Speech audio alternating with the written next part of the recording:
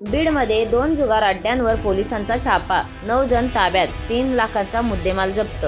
बीड तालुक्यातील तळेगाव आणि पालवण शिवारात सुरू असलेल्या तिरट जुगार अड्ड्यावर ग्रामीण पोलिसांनी रविवारी दिनांक 1 मोठी कारवाई केली.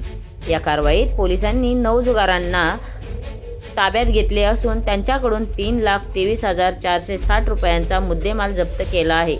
तळेगाव शिवार पांडुरंग पेट्रोल पंपासमोर आणि पालवण शिवार कान्होबाची टेकडी.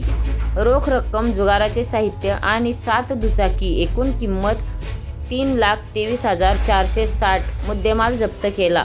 धर्मराज घाडगे, नानासाहेब येवले, रावसाहेब चौरे, अंगद घोलप, अर्जुन वनवे, सागर मस्के, गणेश खंडागळे, बाळकृष्ण प्रभाळे आणि दिलीप पवार यांना ताब्यात घेतले. पोलीस अधीक्षक नवनीत कावत आणि त्यांच्या पथकाने ही यशस्वी कारवाई केली. सर्व 9 आरोपींविरुद्ध गुन्हे दाखल करण्यात आले आहेत.